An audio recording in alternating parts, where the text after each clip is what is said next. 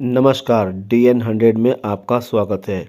जामिअतुस्सलाम अल इस्लामिया निकट ISBT देहरादून मदरसे में पहुंची DN100 की टीम मुफ्ती रईस अहमद कासमी से की बातचीत। जिस तरह से आपका मदरसा है और आप और मदरसों की भी संचालक करवाते हैं, तो उसमें आपकी जो पढ़ाई है बच्चों को दी जाती है तालीम और तुम्हारा स्कूल संबंधित, तो वो किस तरह से देते हैं आप?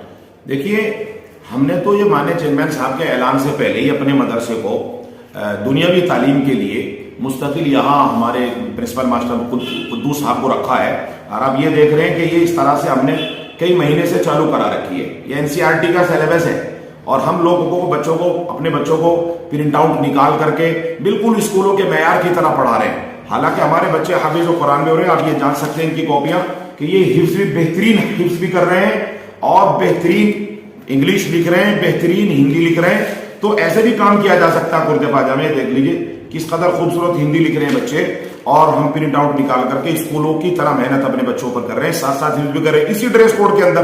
तो हम अपने मदरसे वालों को जो हमारे अंडर में इकराम साहब मदरसे हैं उनको ये कह रहे हैं कि भाई बच्चों को NCERT का जो है कोर्स लगा करके इन बच्चों पर दुनियावी तालीम के लिए भी मेहनत किया जाए। देहरादून और उत्तराखंड में इंशाल्लाह हम कोशिश करेंगे कि जब हमारा ये मदरसा आजाद कॉलोनी ISBT सबसे ज्यादा मयारी मदरसा बन जाए, और इसमें हम माननीय चेयरमैन साहब का भी विजिट कराएंगे कि वो हमारे बच्चों के आके तालीम को और स्कूली तालीम को आके जांचें और देखें, और इंशाल्लाह सरकार के किसी बड़े नुमाइंदों को भी बुलवाएंगे ताकि पता चले कि मदरसे इस कोड ड्रेस में भी, इस ड्रेस कोड में भी बेहतरीन स्कूल का काम कर सकते हैं। और इंशाल्लाह फिर हम इसका बड़ा प्रोग्राम भी करा के अपने शहर के लोगों को दिखाएंगे। जो लोग चाहते हैं कि हमारे बच्चे मजहबी तालीम हासिल करें, तो हमने स्कूल का काम भी चालू कर दिया, वो रुजू कर सकते हैं इंशाल्लाह बेहतरीन NCERT के सिलेबस के साथ हिंदी, अंग्रेजी और हिसाब किताब और हिफ्ज कुरान भी हम कराएंगे इंशाल्लाह।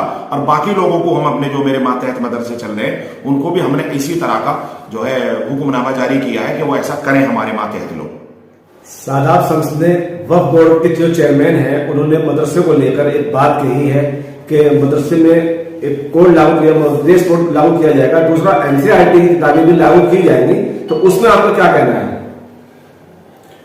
देखिए, माननीय मंत्री शादाब शम्स के जो पहल है कि भाई मदरसों को मॉडर्नाइजेशन की तरफ लेके जाना, ये तो एक अच्छी पहल है।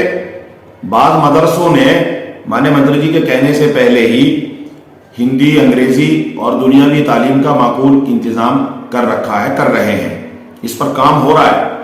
मगर वक्फ बोर्ड के मदारिस के लिए उन्होंने ये बात कही है। उत्तराखंड के सब मदरसों में ऐसा नहीं कर सकते, क्योंकि जिस मदरसों में सरकार का पैसा नहीं लिया जाता, कोई मुराद सहूलियात सरकार का कोई मसला ही नहीं है, तो वो उसमें मुदाखलत नहीं कर सकते।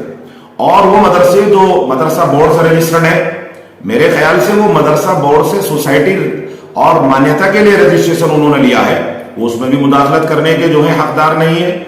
बचा उन पर वक्फ बोर्ड के जो मदारिस हैं, जो वक्फ बोर्ड के अंडर और वक्फ बोर्ड की जमीन पर है, जाहिर है कि ये पहल उसमें कर रहे हैं।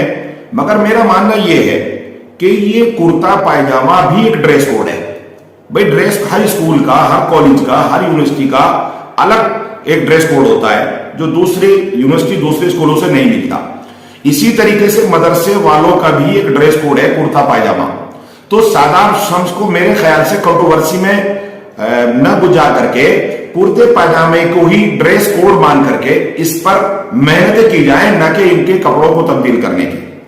मेहनतें मैयार अच्छा करने से होंगी, मैयार बुलंद होगा तो तरक्की आएगी, बच्चों में सुधार आएगा, कामयाबी की तरफ जाएंगे। कपड़े बदलने से कुछ भी नहीं होगा।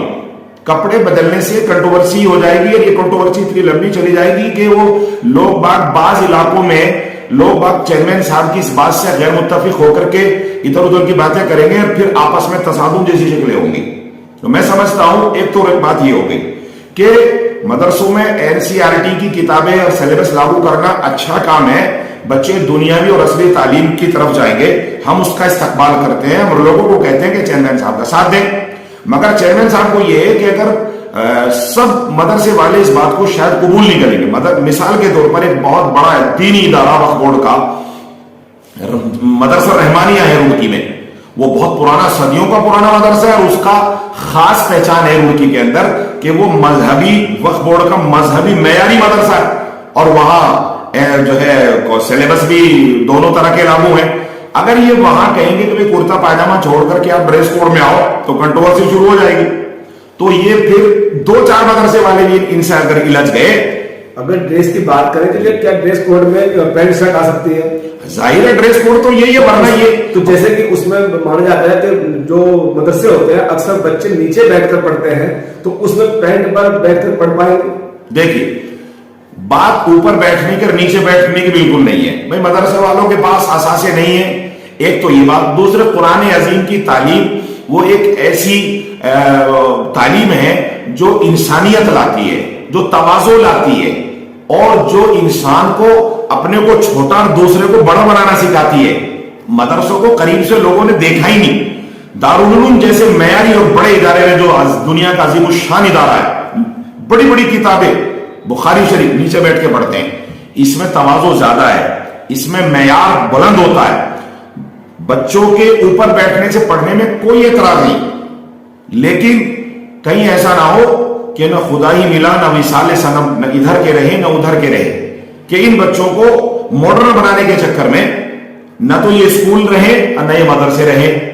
फिर तालीम में इस तरह से मयार खलत मलत हो जाए कि ना वो बेहतरीन मौलवी बन पाए और ना ही बेहतरीन डॉक्टर बन पाए, ना बेहतरीन इंजीनियर बन पाए। 4% बच्चे मदरसों में पढ़ते हैं, खाली 4%। जो ये 96% बच्चे हैं, इनकी फिक्र तो ज्यादा करनी पड़ेगी हमें, 4% की करनी पड़ेगी भाई। 4% वाले बच्चों में भी, इनमें भी अल्हम्दुलिल्लाह 50% के बच्चों में दुनियावी तालीम है। ये 2% बचे, 2% तो खालिस भी अगर रह जाए तो कोई हरज की बात नहीं। बेहतरीन मौलवी हो, बेहतरीन मुफ्ती हो, बेहतरीन इमाम हो, बेहतरीन काजी हो, तो ड्रेस कोड न चेंज करके ऐसे मेयार को बुलंद किया जाए। और दूसरा नंबर यह कि सबसे बेहतर बात और हमारी सुझाव यह है कि वक्फ बोर्ड के जिम्मेदारान और सरकार मिलकर के वक्फ बोर्ड को मजबूत कर ले, और औकाफ से जो आमदनी होती है उससे मुसलमानों के गांव में जहां जहां जरूरियात हैं उस अलग से इंग्लिश मीडियम स्कूल लागू करें। वक्फ बोर्ड के बहुत सारे मदरसे नहीं, सिर्फ स्कूल ही हैं, उनका मयार बुलंद कर दे, उसमें आला टीचर रख दो, आला तनख्वाह दो। तुम किसी मदरसे में तनख्वाह नहीं देते वक्फ बोर्ड की तरफ से, किसी मस्जिदों में तनख्वाह नहीं देते वक्फ बोर्ड की तरफ से, और मामला तुम इतना बड़ा लेके चलोगे तो कंट्रोवर्सी शुरू होगी। मैं समझता हूं कंट्रोवर्सी में नहीं पड़ना चाहिए। कंट्रोवर्सी में वक्त बर्बाद होता है। वक्फ बोर्ड की आमदनी को काबू करने के बाद अच्छे मयारी स्कूल इंग्लिश मीडियम शुरू किए जाएं वक्फ बोर्ड के, और जो वक्फ बोर्ड के स्कूल हैं हर शहर में 2-2, 4-4 स्कूल, देहरादून में 3-4 स्कूल हैं वक्फ बोर्ड के। मुस्लिम नेशनल स्कूल इनाम नवेड़ी, मुस्लिम नेशनल स्कूल लकीबाग मुस्लिम कॉलोनी, पार्क वाली मस्जिद, मुस्लिम नेशनल स्कूल, और भी कई नामों से वक्फ बोर्ड के स्कूल हैं, उनका मयार बुलंद करिए। उन्हीं का मयार बुलंद हो जाएगा तो मुसलमान बच्चों का भला हो जाएगा, मेरा मानना ऐसा है।